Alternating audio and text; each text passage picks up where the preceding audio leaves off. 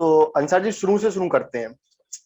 सबसे पहले मैं आपसे जानना चाहूंगा कि आपके लेखन की शुरुआत कैसे हुई और पहली बार में आपने क्या लिखा। जो आपकी पहली रचना थी वो क्या थी? लेखन की शुरुआत के लिए मैं कहीं ना कहीं सोशल मीडिया को एक बहुत बड़ा धन्यवाद अर्पित करना चाहूंगा अपनी ओर से कि मैंने सोशल मीडिया पे मैं उस लॉबी से उन लोगों से जुड़ा जो लिखते थे। फिर वो सामाजिक और राजनीतिक मुद्दों पर लिखते थे, अपने आसपास की समस्याओं पर लिखते थे। तो जब मैंने उनको पढ़ा तो मुझे भी अपने आसपास वही सारी चीजें दिखाई देने लगी जिन समस्याओं से मैं कभी ग्रसित हुआ करता था, पर कभी वो चीजें मेरे दिमाग में नहीं आई या फिर कभी उनको लिखने का नहीं सोचा। तो वेरी इनिशियली मैं फेसबुक पर लिखता था। फिर एक यूथ की आवाज प्लेटफॉर्म है जहाँ सेल्फ जर्नलिज्म होती है, वहां आप पोस्ट कर सकते हैं आपके पास जो भी आर्टिकल है या न्यूज है। तो वहां मैंने पहली बार प्रोफेशनली अगर अपन कहें इसको कि मैंने लिखा। और फिर उनकी एक ट्रेनिंग प्रोग्राम भी होता है, तो उस ट्रेनिंग प्रोग्राम को मैंने ज्वाइन किया। तो उसके बाद मेरी लेखनी में थोड़ा चेंज हुआ, नजरिया चेंज हुआ मेरा लिखने का। अच्छा। लेखन का जो समय था या जो लेखन का सफर है, तो इसमें आपको क्या सीख मिली और क्या आपका ये लेखन का सफर रहा और किन समस्याओं का आपको सामना करना पड़ा? देखिए, तो मैं ये कहना चाहूंगा कि आप लिखना शुरू करें इससे पहले आपको बहुत ज्यादा, मतलब जितना आप लिखना चाहते हैं उससे कई गुना ज्यादा पढ़ना चाहिए। और एक लेखक को सब कुछ पता होना जरूरी है। मैं जिस प्रोफेशन में हूँ, एक तो एडवोकेसी और दूसरा मेरा जो शौक है वो लेखन। इन दोनों चीजों के लिए आपका जो ज्ञान है वो बहुत ज्यादा विस्तृत होना चाहिए। मैं तो अभी इसकी पहली सीढ़ी पर भी नहीं हूँ। तो मैंने एक चीज सीखी है कि आपको ज्ञानार्जन करना सबसे ज्यादा जरूरी है, कहीं से भी मिले। आप चाहे किसी शहर में प्रवेश कर रहे हैं तो उस शहर के बाहर लगे होर्डिंग्स ही पढ़े। मैं तो बहुत ही आपको एक छोटी सी बात बताना चाह रहा हूँ। उससे और कुछ नहीं होगा तो आपको शायद उस शहर की कंपनियों के बारे में पता चलेगा, उस शहर में क्या अच्छा मिलता है, किन किन चीजों के लिए प्रसिद्ध है, इन चीजों के बारे में आपको जानकारी हासिल होगी। तो सबसे पहली जो जरूरी चीज है वो है ज्ञानार्जन। उसके बाद बाकी की सारी चीजें हैं। ये मेरे को सबसे ज्यादा सीखने को मिली है इस लेखनी की फील्ड में आने के बाद। हमारे दर्शक सोच रहे होंगे कि हम किन टॉपिकों पर बात कर रहे हैं या किन चीजों को क्या शुरुआत कर दी कि शुरुआत करते हैं और शुरुआत कैसे हुई लेखन की। तो दोस्तों, मैं आपको बता दूं कि आज जो शख्स हमारे साथ बैठे हैं, जो हमारे साथ वकील साहब बैठे हैं, इनका नाम है पूरा अंसार मंसूरी। और इस समय जोधपुर हाई कोर्ट में, जोधपुर ना वकील साहब? जी जी मालिक। जी, जोधपुर हाई कोर्ट में जूनियर एडवोकेट है और इनकी ये पहली किताब है, त्रासदी, कशिश, कोरोना और क्रांति। इनकी जो पहली किताब है, इस पे हम चर्चा कर रहे हैं। इस किताब के बारे में और क्वेश्चन हम पूछें इनसे और कुछ जाने इसके पहले मैं इस किताब के बारे में कुछ आपको बता देता हूँ। ये जो किताब है 2020, जो कि हम सबके लिए एक भयानक समय लेके आया था, कोरोना काल था, उस समय पे लिखी गई कहानी, उस समय के घटना चक्र की कहानी है। इसमें आपको सीएए देखने को मिलेगा, इसमें आपको किसान आंदोलन देखने को मिलेगा, इसमें आपको कोरोना देखने को मिलेगा। और जो सबसे अच्छी बात है, इसमें आपको एक प्रेम कहानी भी देखने को मिलेगी। जो इसका जो मेन चीज है, प्रेम कहानी पर एक उपन्यास आधारित है। इसमें कई सारे नए अंसार जी ने प्रयोग किए हैं जिन पे हम बातचीत करेंगे। अंसार जी लंबे समय तक यूथ की आवाज से जुड़े रहे हैं। यूथ की आवाज के लिए इन्होंने कई आर्टिकल लिखे हैं, राजनीतिक मुद्दों पर बहुत बढ़िया लिखते हैं, मैंने कई आर्टिकल इनके पढ़े भी हैं। और इसके अलावा ये बिक्की बिक्की चिड़िया बिट्टी चिड़िया जी बिट्टी बिल्कुल। चिड़िया नाम की वेबसाइट के संस्थापक भी हैं, जो अपने समय पे काफी अच्छी चर्चित वेबसाइट भी रही है। तो इनसे ही हम बातचीत कर रहे हैं। इन्होंने हमें अभी तक बताया कि इनकी लेखन की शुरुआत कैसे हुई और क्या क्या समस्याएं इनको सामना करना पड़ा, किस तरीके से इन्हें लेखन को अपने आगे बढ़ाया। तो अंसार जी, मैं एक बार फिर आपसे जानना चाहूंगा कि समस्याएं क्या, अभी जो अब किताब की अगर हम बात करें आपकी त्रासदी, तो ये 132 पेज की किताब है। और इस किताब को लिखने में या फिर इस किताब की जो कहानी है, इसको मतलब इस कहानी को किताब तक लाने में क्या क्या समस्याएं आपके सामने आई? देखिए, एक किताब को दिमाग में होना और उसका कागज पर होना ये एक पूरा अलग क्रम है। और उस किताब वो कागज जो है, उस कागज से एक जो पब्लिश्ड बुक होती है वहां तक आना एक बहुत अलग क्रम है। किताब लिखा जाना लेखक के ऊपर निर्भर करता है, अपने मन में आई बातों को वो लैपटॉप से, प्रिंटर से, कागज पेन से कैसे भी करके कागज पर उकेरने की कोशिश करता है।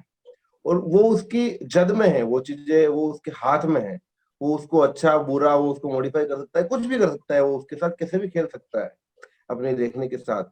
लेकिन जो एक लेखक का असली संघर्ष शुरू होता है, मेरी पहली किताब थी, मुझे नहीं पता था कि ये जो सफर होगा ये इतना कठिन होने वाला है, वो लिखने के बाद शुरू होता है। आप किताब लिख देते हैं, अब आपको नहीं पता कि इसका क्या करना है। फिर आप अलग अलग पब्लिशर्स की वेबसाइट पर जाते हैं, आप वहां पता करते हैं, आप उनको भेजते भी हैं कि आप उनको सिनॉप्सिस भेजते हैं, किताब के बारे में भेजते हैं, अपने बारे में।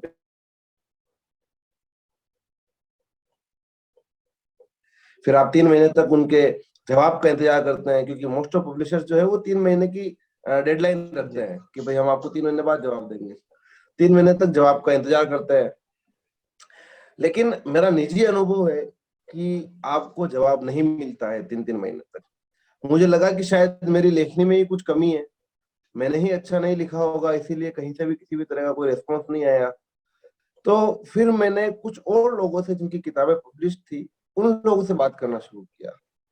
तो मुझे ये पता चला कि ऐसे किताब पब्लिश नहीं होती जैसा मैं चाह रहा हूँ कि मैं किसी को भेज दूं और कोई बड़ा पब्लिशर उसको छाप दे। तो इस तरह से पब्लिश होना बहुत ही मुश्किल काम है। फिर मुझे आप जैसे बड़े भाई एक गाइड के रूप में मिले, जिन्होंने मुझे और भी कुछ सुझाए, कुछ रास्ते सुझाए कि हम किताब पब्लिश करने के लिए और किन किन रास्तों का और किन किन पब्लिशर्स की तरफ रुख कर सकते हैं। तो फिर हमने उसको रुख किया। लेकिन वापस उन पब्लिशर्स के साथ भी कई तरह की अलग समस्याएं होती है। उनका जो पर्टिकुलर उनका भी एक दायरा होता है, वो इस दायरे से बाहर नहीं निकलते हैं। वो आपको वो उससे ज्यादा सुविधाएं नहीं देते हैं। आपको वो सिर्फ एक अनाथ की तरह किताब पब्लिश करके दे देंगे बस।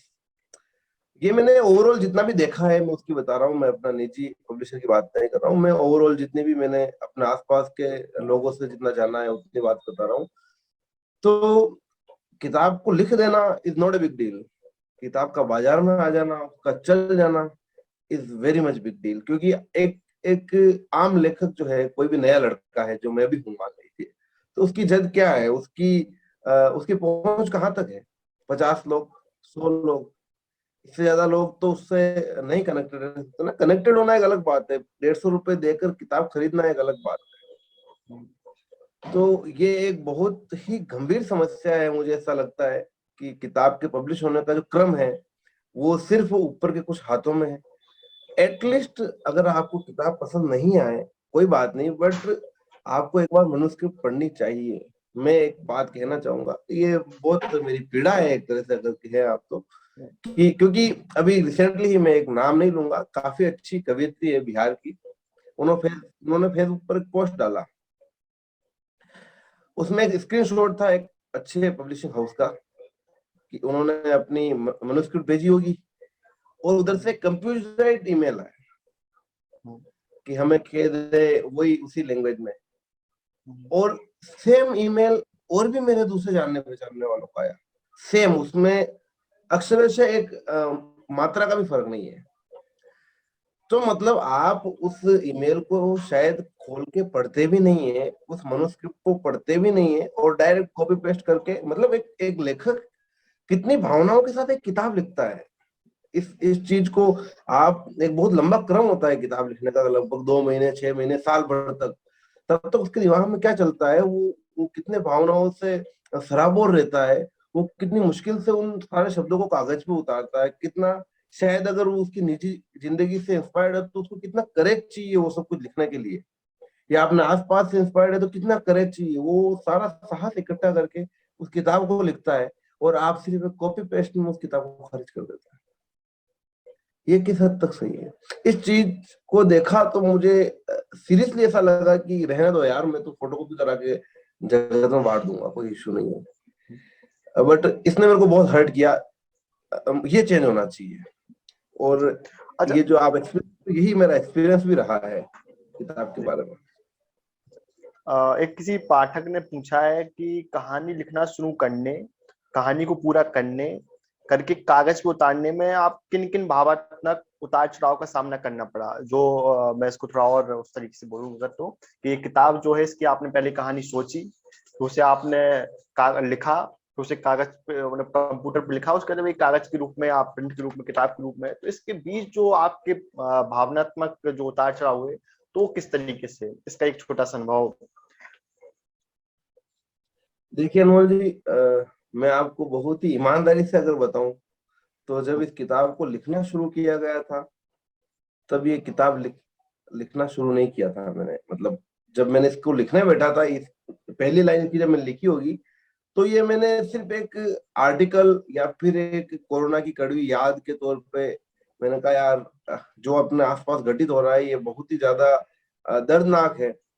और उस वक्त हालांकि कोरोना की फर्स्ट वेव के बारे में है ये, तो उस वक्त सब कुछ इतना गंदा नहीं था जितनी डेथ हमने सेकंड वेव में देखी, जितनी भयावह रूप सेकंड वेव में देखा।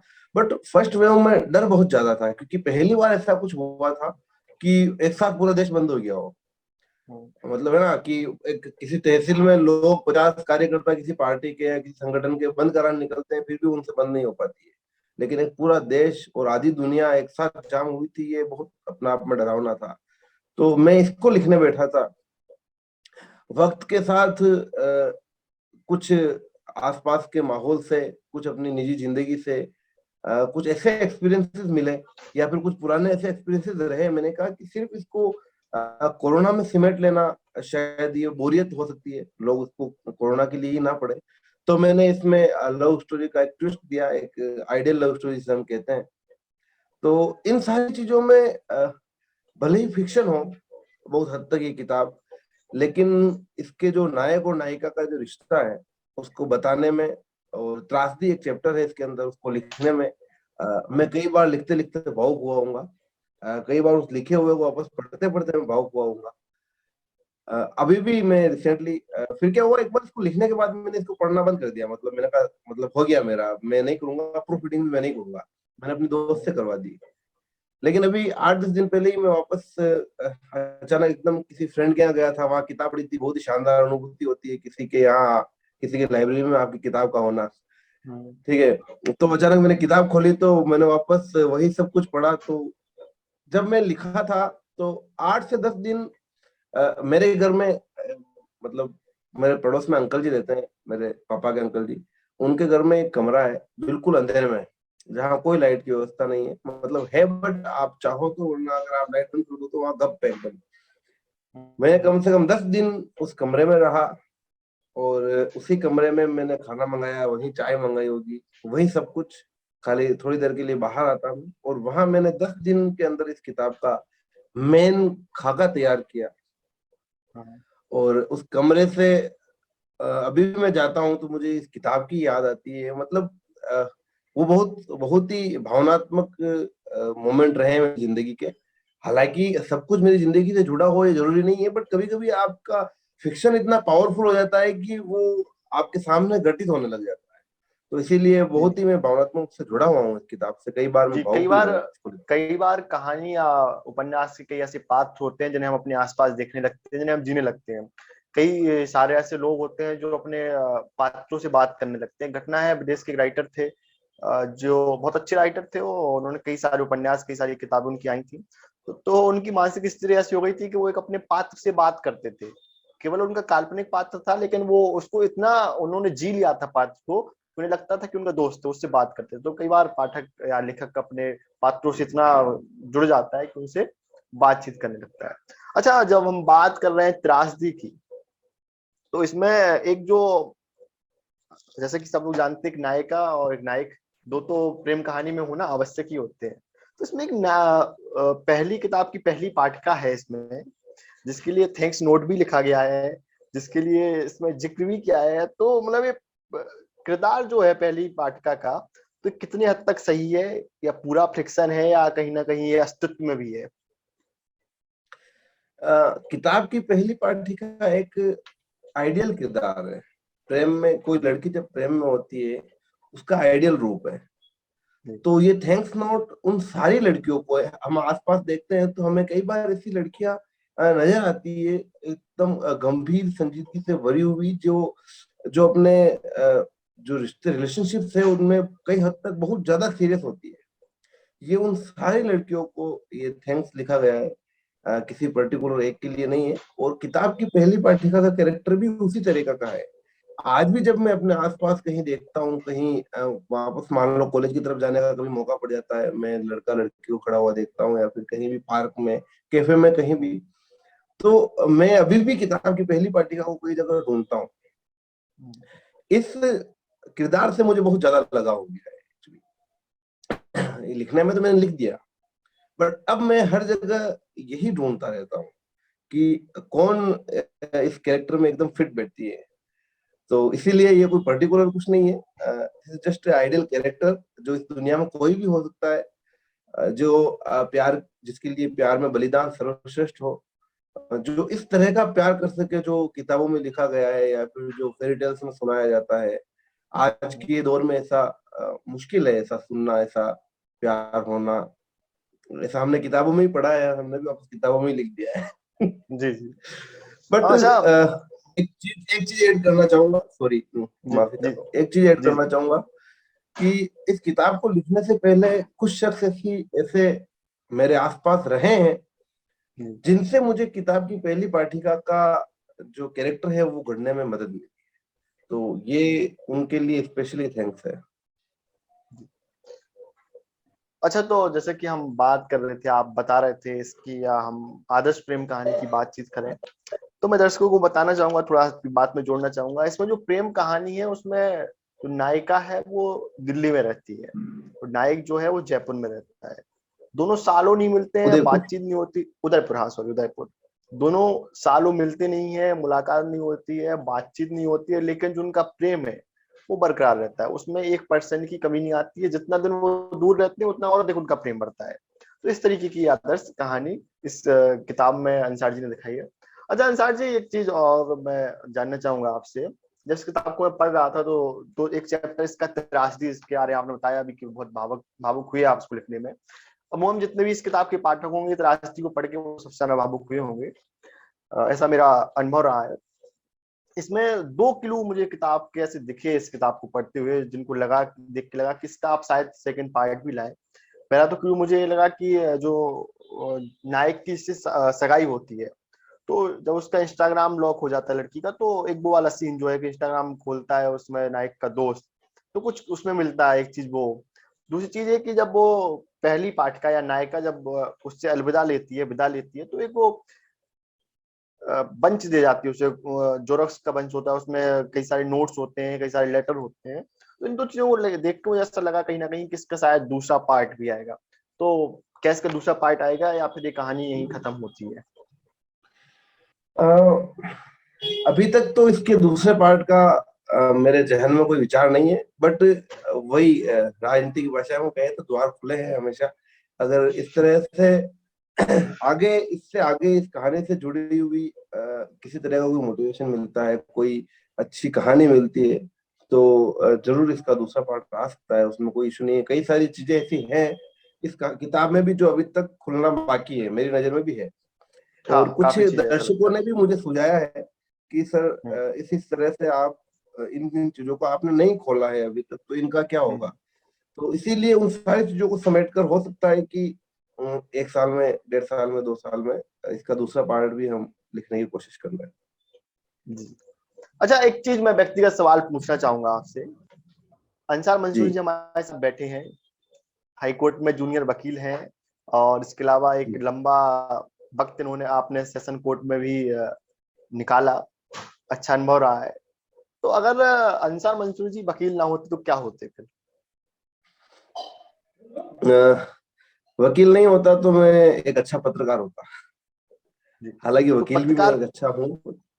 जी। पत्रकारिता लाइन से हटके और वकालत में क्यों आए आप फिर? देखिए, ऐसा हुआ कि जब हमारी ग्रेजुएशन हुई थी, तब पत्रकारिता हमारे यहाँ ऐसा कोई बड़ा प्रोफेशनल कोर्स जैसा कोई जानता नहीं था। मैं आपको मेरे हल्के से बताऊंगा, चित्तौड़गढ़ से मैं हूँ, प्रॉपर चित्तौड़गढ़ के पास एक कपासन तहसील है, वहीं से मैं हूँ। तो मेरी ग्रेजुएशन हुई 2015 में। तब मैंने अपनी फैमिली में कहा कि मुझे पत्रकारिता कोर्स करना है। मैंने बीएससी किया था। तब दो समस्याएं थी। एक तो ये कि इनको पत्रकारिता का कोर्स मतलब ये क्या है, पत्रकार बनना है, राजस्थान पत्रिका, दैनिक भास्कर, जागरण, वोटेवर, जो भी जितने भी पत्रकार चल रहे हैं, अखबार चल रहे हैं, उनमें से किसी की भी आप ले लो और पत्रकार बन जाओ, खबरें दो हमारे यहाँ ही। तो पापा ने कहा इसके लिए तो कोर्स करने का है। दूसरी चीज थी फाइनेंशियल, जो स्टेटस था हमारा वो इतना अच्छा नहीं था कि मैं दिल्ली जाके किसी प्राइवेट इंस्टीट्यूट में पत्रकारिता कोर्स कर सकूं। और तीसरा ये है कि अवेयरनेस, मतलब मुझे पता ही नहीं था कि मुझे पत्रकार कैसे बनना चाहिए। उस वक्त इंटरनेट आ गया था, बट हर एक चीज इतनी सुगमता से उपलब्ध नहीं थी जितनी आज है। फिर भी मैंने कहीं ना कहीं आगे पीछे जोड़ तोड़ करके पता करने की कोशिश की बहुत ज्यादा। एक साल निकल गया उस समय, 2016 या 2017 की बात है, 2016 की बात होगी लास्ट की, कि फिर मैंने कुछ एग्जाम्स दिए, आईआईएमसी का एग्जाम दिया और जामिया का एग्जाम दिया। ठीक है, अब उस वक्त क्या है कि आईआईएमसी का एग्जाम फिर से टफ भी था। जामिया में हम हो गए थे एज ए उसमें जो एमए इन सॉरी पीजी डिप्लोमा में हो गए थे, दोनों में, हिंदी जर्नलिज्म में भी और टीवी जर्नलिज्म में भी। ठीक है, दोनों में सिलेक्शन हो गया था हमारा, और आईआईएमसी में नहीं हुआ था। अब उसके कारणों के पीछे जाने का कोई तुक नहीं है, हालांकि मुझे पता भी नहीं था कि उस एग्जाम में आपको क्या पूछेंगे, ये एक मेन कारण हो सकता है। और उस वक्त तक मेरी लेखनी भी इतनी अच्छी नहीं हुई थी कि, क्योंकि वहां काफी अच्छे क्वेश्चन है। शायद तक मुझे याद है, यहाँ तक एक आधार आधार कार्ड का उस वक्त इश्यू चल रहा था कुछ, तो आधार के ऊपर नीति का सवाल था। मैंने कहा ये तो बहुत मतलब आउट ऑफ द वे हो गया, यूपीएससी वाला सिस्टम हो गया। तो इस तरह के क्वेश्चन थे आईआईएमसी के, बट जामिया में हो गया था। फिर क्या हुआ कि मैंने तय कर लिया कि बस भाई अब जामिया में जाना ही है अपने को, और वहां से जर्नलिज्म करनी है। और उसकी रैंकिंग वगैरह भी काफी अच्छी थी, सब तरफ देखी है वो। ठीक है, फिर हमारा डिसाइडेड था। और क्या हुआ कि तब मॉब लिंचिंग का दौर था, हमारे पिताजी के किसी एक मित्र की मॉब लिंचिंग कर दी गई। यही प्रतापगढ़ जिला है, चित्तौड़गढ़ के पास ही, राजस्थान प्रतापगढ़। तो वहां पे वो कच्ची बस्ती के लिए काम करते थे और उनकी मॉब लिंचिंग हो गई, क्योंकि उस वक्त राजस्थान में एक अभियान चल रहा था कि जो खुले में जो शौच कर रहे हैं उनके फोटो वोटो क्लिक करने का अभियान चल रहा था। तो उन्होंने नगर पालिका के कर्मी को विरोध किया था, तो इस तरह से उनको वहां मार दिया गया। तो उससे मेरे पापा को बहुत आघात पहुंचा, और उन्होंने कहा नहीं, इकलौती औलाद है तू, यहीं रहे, वकालत कर सकता है तू ज्यादा से ज्यादा, इससे ज्यादा वो तेरे पास और कोई ऑप्शन रहा नहीं है अब। वरना हिंदुस्तान जिंक है हमारे चित्तौड़ में ही, बीएससी कर रखी है, जिंक में लगो और अपने बाल सुखाओ केमिकल से। तो फिर फिर दूसरा रीजन ये रहा वकालत का, कि मुझे कैसे भी करके डेमोक्रेसी के जो 4 पिलर है, इन पिलर में से एक पिलर का हिस्सा बनना था। नेतागिरी करें इतना अभी तक जहन में कालापन नहीं आया, तो नेतागिरी का ख्याल हमने छोड़ दिया। यूपीएससी पास करे, इतने होशियार हम थे नहीं तब, यूपीएससी भी नहीं कर सके। और फिर बचे जर्नलिज्म और ये न्यायपालिका। जर्नलिज्म ने पिताजी ने हमसे छीन ही ली, फिर हमने कहा चलो अब यही बच्चा है, इधर ही घुस जाते हैं। तो जिस दिन मेरा जामिया का रिजल्ट आया, उस दिन, वो भी एक छोटी सी कहानी है, मैं आपको बता देता हूँ। जी जी। मैं उदयपुर रहता था, मेरा जामिया का रिजल्ट आया, मैं एसएससी कोचिंग भी कर रहा था उसी वक्त। और पापा ने मना कर दिया कि भाई नहीं जाना है ये वो, और तू एक काम कर, तू लॉ का फॉर्म डाल दे उदयपुर में ही यूनिवर्सिटी में। मैंने कहा नहीं करना है मेरे को भी नहीं करना है। मैं घर नहीं आया, महीने भर तक वहीं खिचड़ी बना के खाई, रूम पे ही बैठा रहा, बाहर निकला ही नहीं, मूवीज देखी, ये पेट तभी बड़ा है मेरा। तो तो फिर भी मैंने क्या किया कि लॉ में फॉर्म तो डाल ही दिया। फिर कहते हैं कि टाइम हील्स एवरीथिंग, तो फिर मैं काउंसलिंग में भी चला गया। फिर वहां कुछ अच्छे लोग मिल गए, संपर्क में आ गए, तो उनके संपर्क के चलते मैं कॉलेज जाने लग गया। इस तरह से मेरी वकालत कंटिन्यू हो गई। मतलब वो सब कुछ एक एक्सीडेंटली हो गया था, वकालत में जाना, वकालत में ठहरना, ये सब कुछ बहुत ही ज्यादा अचानक से, पता नहीं चला मुझे कि कब मुझे वकील बनना है, ये ख्याल आया, ऐसा हुआ नहीं है। अच्छा, तो वकालत का जो 4-5 साल का आपका एक्सपीरियंस रहा, अनुभव रहा, कैसा रहा ओवरऑल इसको अगर देखें हम लोग तो? देखिए, वकालत नो डाउट एक एलिट प्रोफेशन है, एक नोबल प्रोफेशन कहते हैं वकालत को। जब आजादी की जंग लड़ी जा रही थी हमारे देश में, तो वकीलों ने बहुत बढ़ चढ़कर हिस्सा लिया था। तमाम बड़े नाम वकील थे, नेहरू हम्म। जी, गांधी जी, हम्म। अंबेडकर साहब, पटेल साहब, मतलब पटेल साहब का मुझे कंफर्म नहीं है, सॉरी, आई थिंक थे। तमाम बड़े नाम जो थे हाँ, तमाम भारत बड़े में नाम जो थे वो वकील। वकीलों में से ही थे। तो वकालत एक नोबल प्रोफेशन रहा है, बट क्या है कि समय के साथ कई सारी चीजें बदली है। जैसे मैंने जब 10th पास की थी तब इंजीनियरिंग का बहुत बड़ा हुआ था। आज हम्म, हम सबसे ज्यादा मीम्स इंजीनियरिंग पे ही देखते हैं, बिल्कुल। सबसे ज्यादा जोक जो बनते हैं वो इंजीनियरिंग पे बनते हैं। तो इसी तरीके से कहीं ना कहीं वकालत में जो इंटरेस्ट जो हुआ है, जो कोई भी जाके आप लॉ कॉलेज में एडमिशन ले लीजिए, भले कॉलेज जाइए मत जाइए, आप पास हो जाएंगे। फिर आप वही डिग्री लेके आप जब कोर्ट में आ जाते हैं तब आपके साथ समस्याएं होती है, और वही एडवोकेसी को डिस्ग्रेस भी करती है। इसी के ऊपर पूरी एक किताब लिखने जा रहा हूं मैं। तो ये मेरा वकालत का अनुभव रहा है कि नो डाउट आप एक लिटरेट पर्सन है, आप में जिज्ञासा है, ठीक है, आप रिसर्च कर सकते हैं, और आपके मन में किसी को न्याय दिलाने की प्रेरणा है, तो वकालत से अच्छा प्लेटफॉर्म कुछ नहीं हो सकता है। सब कुछ बिक सकता है, मीडिया बिक सकती है, नेता बिक सकता है, ब्यूरोक्रेसी बिक सकती है, बट अभी तक मेरे को ऐसा लगता है न्यायपालिका नहीं बिक सकती है। तो आपके पास जो अंतिम हथियार है वो न्यायपालिका है, जहां से आप किसी को इंसाफ दिला सकते हैं, किसी के इंसाफ की लड़ाई लड़ सकते हैं। और इसीलिए कहीं ना कहीं मैं यहाँ आके ठहर गया, मैंने कहा बस अब अपनी मंजिल यही है, अपने को वकालत ही करनी है। तो अंसार जी, ये अभी हम लोग बात कर रहे थे आपके व्यक्तिगत जीवन और त्रासदी की बातें हुई, ठीक है। लेकिन जी, अब त्रासदी के बाद क्या? इसके बाद क्या कलम रुकेगी, या कोई नई कहानी या नया उपन्यास या नई कोई किताब कलम से निकलेगी आपकी? अभी थोड़ा मेरा जबान फिसल भी गई थी, मैंने बताया भी था। जी जी। इसके बाद जो दूसरा एक उपन्यास आ रहा है वो द जूनियर एडवोकेट उसका नाम है। हम्म। वकालत का जो संघर्ष है, हम्म। उस संघर्ष को उस किताब में मैंने दिखाने की कोशिश की है। उस संघर्ष के चलते कितने लोग वकालत छोड़ के चले जाते हैं, वो उस जंग को हार जाते हैं। Basically advocacy is a war, ठीक है। हम्म। वो जंग आपकी खुद से है, वो जंग आपकी आपकी जेब से है। आप हम्म। वो जंग आपके आपके समाज से है। आप कोर्ट जाते हैं, आते हैं, आपके पास केसेस नहीं है, आपके पास आपकी जेब में पैसे नहीं है, आपके पास गाड़ी नहीं है। आपके जो दोस्त ग्रेजुएशन करने के बाद जिन्होंने सेल्स मार्केटिंग भी ज्वाइन कर ली, वो भी आज कार में है, ठीक है। बट आज आज भी आप बस में धक्के खा रहे हैं, या एक मोटरसाइकिल कहीं से सेकंड हैंड खरीद के कोर्ट जा रहे हैं, आ रहे हैं, ठीक है। एक शानदार ब्लेजर, अच्छे जूते, रोज नए शर्ट पैंट, मतलब धुले हुए शर्ट पैंट पहन के आपको जाना जरूरी है, क्योंकि आपका डेकोरम है। हम्म। लेकिन आपका उतना ही आउटपुट नहीं हो पा रहा है। ये सारी चीजें जो है, ये वकालत का अभिन्न हिस्सा है। जो फर्स्ट जनरेशन एडवोकेट जिसको हम कहते हैं, जो जिनकी पीढ़ी में पहले कोई वकील नहीं रहा है, ये उनकी जिंदगी से अलग नहीं है। ये सबकी जिंदगी का एक ही एक क्रम है। कुछ लोग 3 साल में छोड़ देते हैं, कुछ लोग तो अभी रिसेंटली एक मित्र थे हमारे, उन्होंने कोर्ट ज्वाइन किया, चौथे दिन बोल रहे थे यार ये क्या है। मैंने कहा, "अभी ठहरो जरा, साल भर निकालो एक बार, तो फिर बोलो ये क्या है।"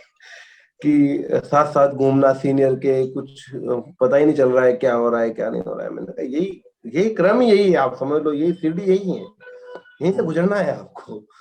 तो वकालत एक बहुत ही ज्यादा क्रूशियल प्रोफेशन है, जो कई सारे लोगों को हरा देता है।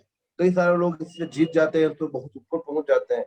ऐसे honourable justice CV Ramana first generation hmm. Advocate है, और सुप्रीम कोर्ट के पहले चीफ जस्टिस बने, फर्स्ट जनरेशन एडवोकेट रहते हैं। तो ऐसे नाम भी है जो हमें इंस्पायर करते हैं। सुप्रीम कोर्ट में ऐसे कई सारे बड़े नाम है फर्स्ट जनरेशन एडवोकेट से। ऐसी बात नहीं है कि रास्ते बंद है, बट आपकी लड़ाई बहुत लंबी और बहुत ही क्रूशियल है। इस किताब में मैंने वही बताने की कोशिश की है। और इसकी शुरुआत कहीं से न कहीं से आपकी एकेडमिक से हो जाती है। आपके हम्म। कॉलेज में आपको वो शिक्षा नहीं दी जाती है जो जरूरी है। इसीलिए मैंने इस किताब में ये सारी चीजों का एक मिक्स एक डालने की कोशिश की है। एक उपन्यास बनाने की कोशिश की है कि आपकी ये सारी ये जो समस्याएं खड़ी हुई है आज वकालत में, इसकी शुरुआत कहाँ से होती है? तो इसकी शुरुआत कॉलेज लाइफ से होती है।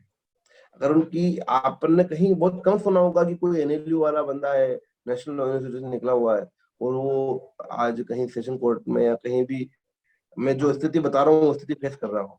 ऐसा नहीं है, क्योंकि उनकी प्रॉपर ट्रेनिंग होती है, उनकी प्रॉपर एजुकेशन होती है।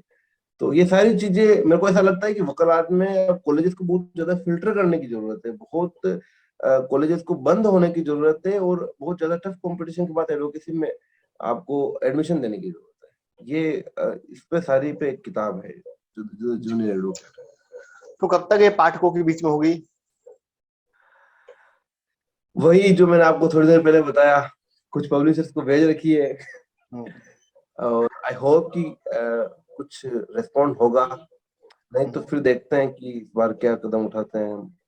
तो किताब 80% तक लिखी जा चुकी है, बाकी अभी मैं थोड़ा सोच रहा हूँ कि एक बार रिप्लाई आ ही जाए, फिर उसके बाद ही थोड़ा सा हिस्सा और बाकी 10-20% वो फिर उसके बाद ही कंप्लीट कर लिया जाएगा, या फिर ऐसे ही कभी बीच में एक दिन मूड बन गया तो उसको निपटा ही देंगे, ऐसी कोई बात नहीं है। क्योंकि जिस दिन रात को मैं पब्लिशर्स को भेज रहा था, मैंने एक तारीख डिसाइड की थी ऐसे ही बैठ के कि अपन इतनी तारीख को भेजेंगे, तो उस दिन मुझे पता चला है कि मैंने क्या है कि कहानी में कुछ चेंजेस किए थे। तो फर्स्ट चैप्टर में मुझे लगभग एक चैप्टर और लिखना था, और मैंने ये भी सोच रखा था कि किताब आज ही भेजनी है। तो मैंने रात को 4 बजे तक वो चैप्टर लिखा, और सुबह फिर उठ के और फिर मैंने वो किताब भेजी। तो इसी तरह से अगर कभी मूड बन गया तो बीच में लिख देंगे, वरना जैसे किसी पब्लिशर का रिप्लाई आता है हम इस किताब को कंटिन्यू कर देंगे कुछ ही दिन में। दोस्तों, ये थे हमारे साथ अंशा मंसूरी, जिनसे हम बात कर रहे थे वकालत के बारे में, कशिश क्रांति और कोरोना के बारे में। त्रासदी जो किताब है, ये किताब समदर्शी प्रकाशन से आई है 2022 में। इस किताब का फर्स्ट एडिशन जो है वो पाठकों के बीच में आया था। इस किताब की जो मूल है वो है 150 रुपए। इस पे पृष्ठों की संख्या जो 132 रुपए, और अमेजोन, फ्लिपकार्ट, सभी सोशल मीडिया, सभी डिजिटल माध्यमों पे उपलब्ध है। तो अंशा जी, बहुत बहुत धन्यवाद हमें समय देने के लिए, हमसे चर्चा करने के लिए, और थैंक यू अपनी अनमोल जी, जिंदगी और थैंक यू वेरी किताब के बारे में मच। बताने के लिए। Thank you.